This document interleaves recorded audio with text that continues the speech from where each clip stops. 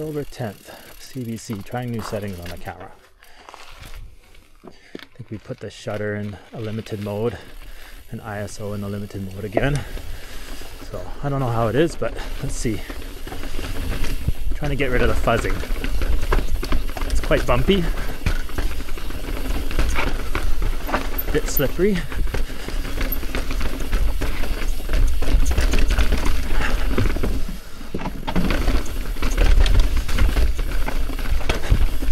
And it's a bit chilly.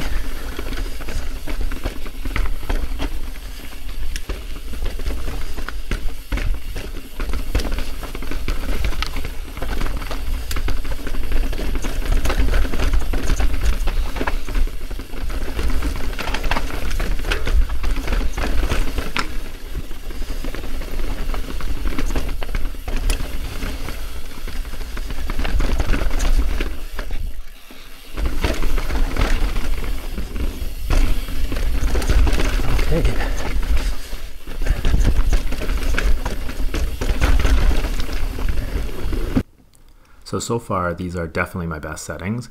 Earlier I did a big video with comparison footage from different cameras. I'm missing the Osmo Action 4 just because I don't have access to one, but I had some different footage from GoPros and things like that.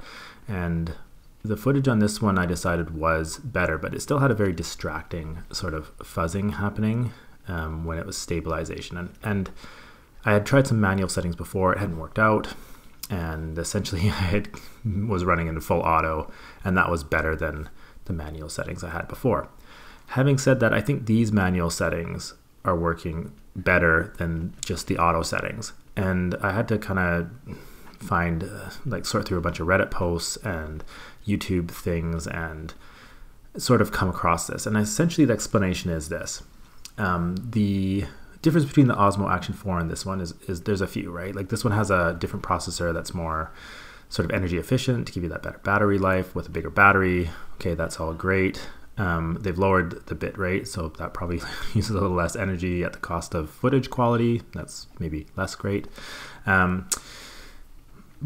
the main thing is what they've done. I mean, I think they say it's a different sensor, but it's essentially the same sensor size. You have the same f-stop value, same lens, mechanically we're basically the same here as the Osmo Action 4. And so, but they've added this super night mode, which is, for my purposes, useless. And what they've done is they've increased the ISO value. So on the Osmo Action 4, the ISO stops at like 120, I forget, this one goes basically one value higher. And the problem with increasing ISO is you increase a lot of noise. Like there's not really a camera that can do super high ISO and not give you noise. So the lower the ISO value number, the higher quality, sort of better your footage is going to look, the less noise it's going to have. So to do that, but of course the higher values give you brighter footage. So essentially what they've done is they've boosted the ISO ceiling, and then that's, I imagine, the basis of their super night mode and whatnot. And the problem is if you leave the camera in the auto settings, is it gives you sort of brighter footage than it actually was. This footage here I think is very fair. And I haven't, in post, I've increased the exposure by one tiny notch. So not by much. It's very fair. So what I noticed in playing around with the camera in sort of just in the room was when you lower the EV value, so you're darkening the footage, the ISO goes lower as well. So basically you're telling it, I don't want this boosted image. And so it will lower the ISO. And that's a good thing. You definitely want that. The footage that comes out is a little bit brighter than it ought to be. So I think the negative 0.7 or whatever I have it, whatever the setting said, that's, I think, a fair value for the camera to have it. So, if you want to brighten it more, you could probably maybe you could drop that more. I'm going to leave it here because I'm happy with this.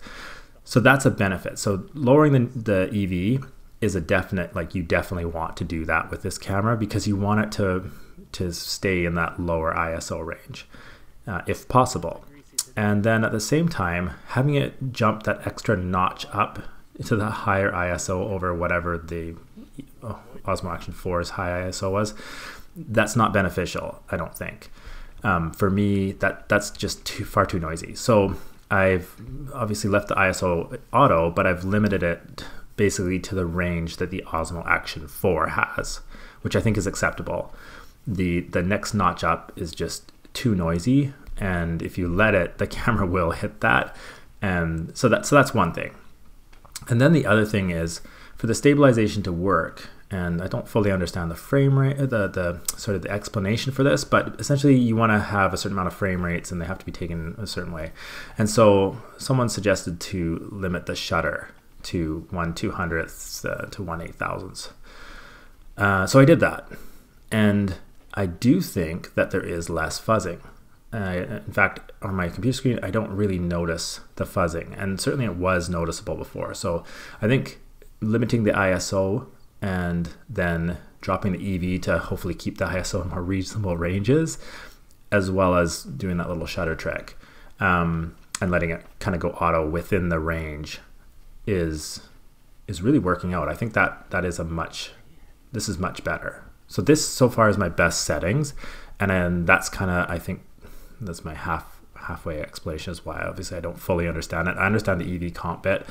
I'm not sure what the shutter and the stabilization bit works, but it does work, and I went through tons of sort of explanations and whatever. Anyway, it seems to work. There is a little less fuzzing. It's a little less noticeable, and this footage is better. So far this is my best footage, and I think I'm happy with this. I think I'm just going to leave this as is, and yeah, I'm happy with this. I think this is good. We'll see how it looks when it gets to YouTube, because obviously on my computer screen this looks pretty reasonable, and sometimes that changes a little, but yeah, we'll see. Anyway, hopefully that's helpful to somebody.